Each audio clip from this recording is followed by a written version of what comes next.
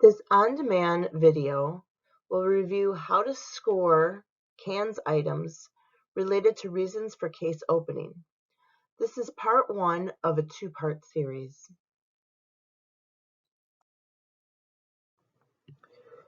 This guide can be found at the Northwestern CANS website. The link is at the bottom of this page. Today we will be walking through neglect, which has three subcategories: medical, lack of supervision, and neglect of living situation. And we will also be walking through domestic violence. We will begin with medical neglect. If a youth experienced medical trauma, we may want to consider some of the trauma experience items. Did the medical neglect result from a lack of supervision or failure to provide basic necessities of life? If you answered yes, you may want to consider scoring number 4, neglect. We see that the item levels show that a 1 is occasional failure to provide adequate supervision. A 2 is occasional unintentional failure to provide adequate shelter, food, or clothing. And 3 is a prolonged absences of adult supervision or failure to provide basic necessities of life. Did the medical neglect result in broken bones, stitches, surgeries, or was it life-threatening? If you answered yes to any of these, you may want to consider scoring number 5, medical. The item levels on medical trauma include 1, minor traumas such as stitches or broken bones; 2, moderate trauma such as major surgeries or injuries requiring hospitalizations; and 3 is any life-threatening trauma. Keep in mind that both of these items are in the trauma experience domain and are historical and cumulative. Continuing to look at medical neglect, what was the severity of the medical incident? Did the neglect result in a treatable medical problem, or is there ongoing intervention? You may want to consider scoring number 37, medical, when answering these questions. A 1 is minor treatable medical problems, a 2 requires ongoing medical intervention, and a 3 is life-threatening. Still considering medical neglect, is there an ongoing physical incident? Did the neglect cause loss of hearing or vision? Did it cause significant physical difficulties? When answering these questions, consider scoring number 38, physical. Did the injuries cause mild limitations, impairment of hearing or vision? You may want to consider scoring a 1. Did the injuries notably impact the youth? Was there blindness, deafness? Did it cause significant motor difficulties? You may want to consider scoring this item a 2. And for severe physical limitations, you would consider scoring a 3. Within medical neglect, were there issues with prenatal care or early development? Did moms struggle to attend prenatal care visits? We may want to consider scoring number 78, prenatal care, when answering these.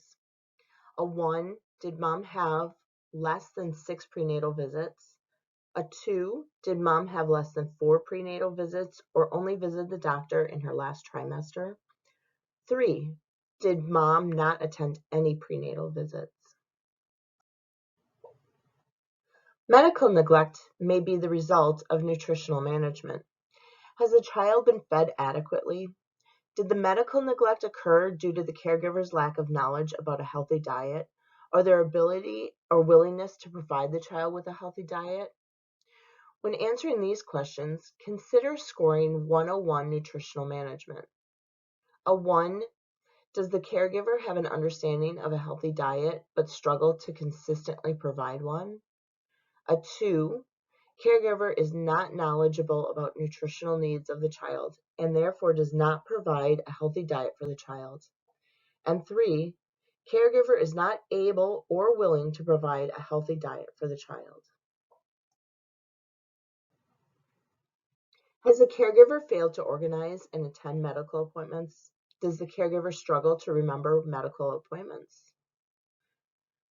You may want to consider 108 organization in the context of medical neglect if you're answering these questions. A 1 may occasionally forget appointments. A 2, moderate difficulty organizing. And 3, unable to organize. Next, we will look at neglect through the lens of lack of supervision. Did the youth experience trauma due to being unsupervised? Was the youth left alone without adequate adult supervision? If you answered any of these questions yes, you may want to consider number 4, neglect.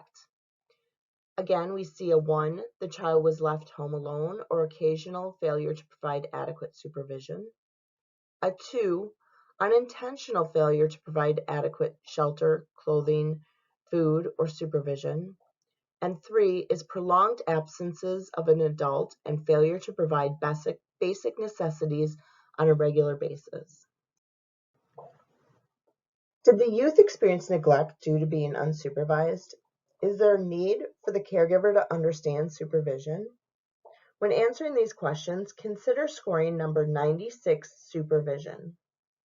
A 1 is inconsistent supervision or a placement where the caregiver is unable to provide adequate supervision, but the other caregiver is not. A 1, inconsistent supervision or frequently absent.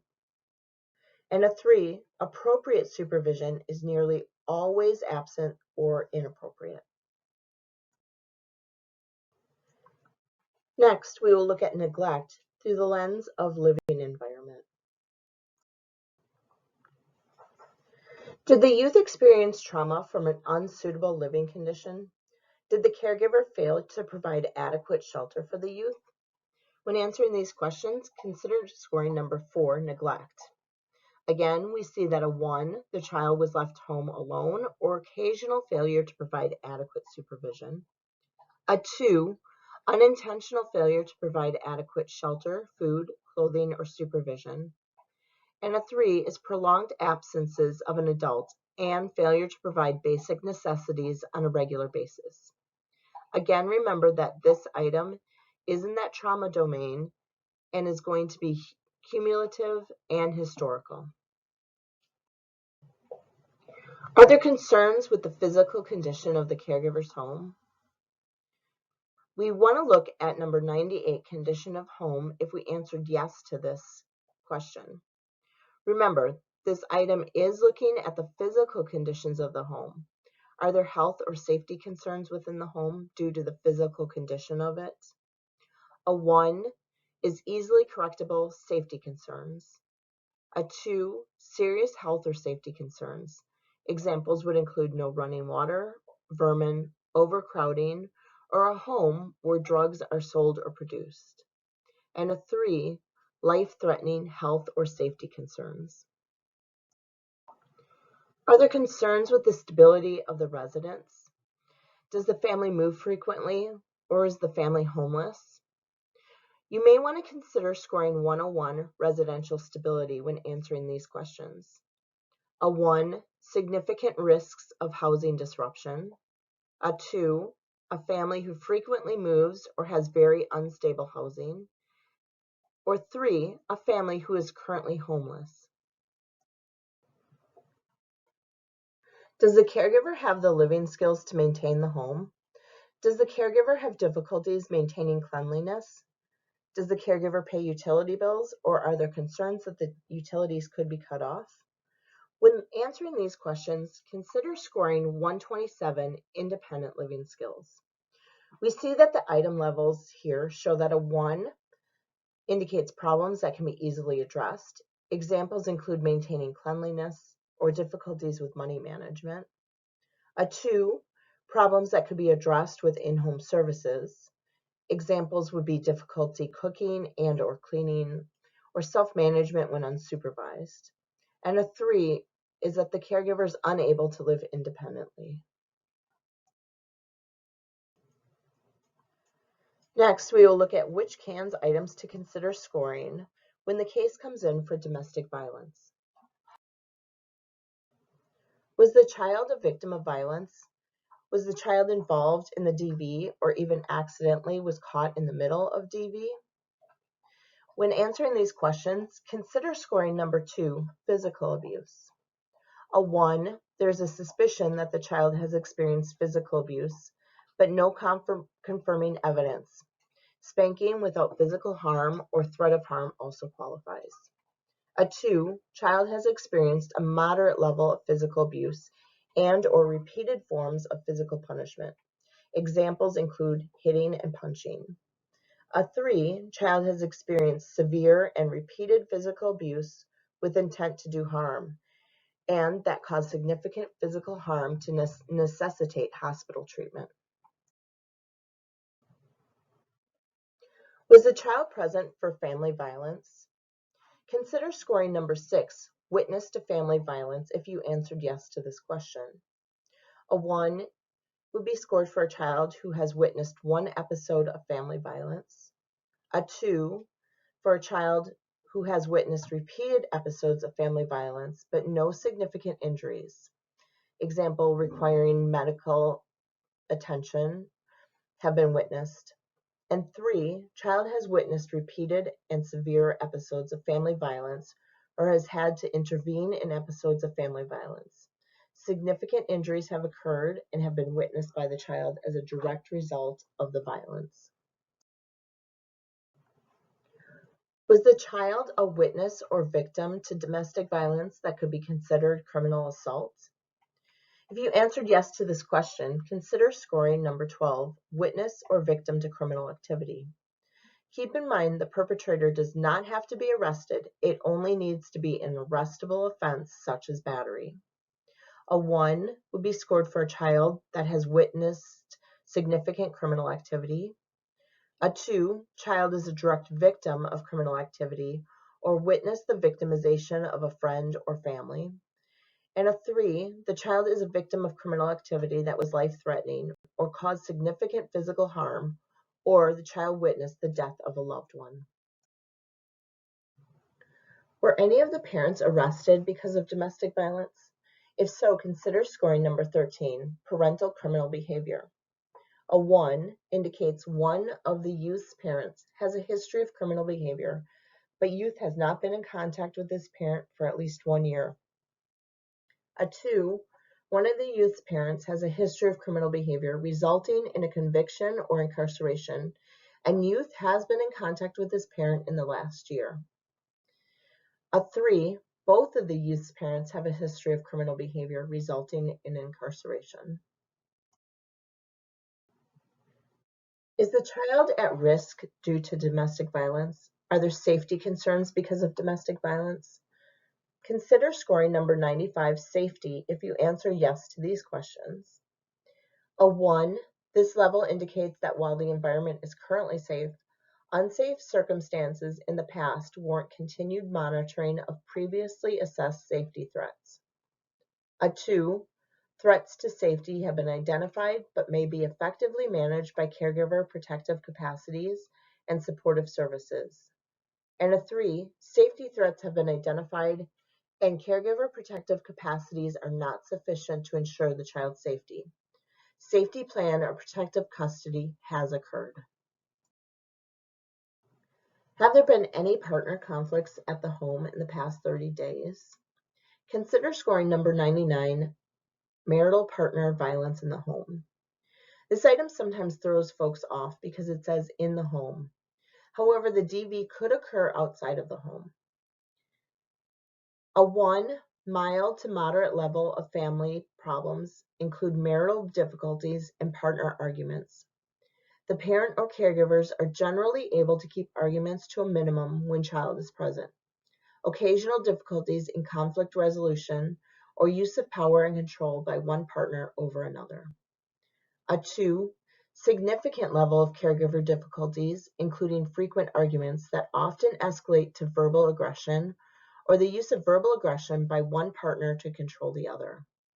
Child often witnesses these arguments between caregivers or the use of verbal aggression by one partner to control the other. Or 3, profound level of caregiver or marital violence that is often escalates to mutual attacks or the use of physical aggression by one partner to control the other. These episodes may exacerbate child's difficulties or put the child at great risk. Is a caregiver's relationship with another adult interfering with caregiving? If so, consider scoring 113, partner relations.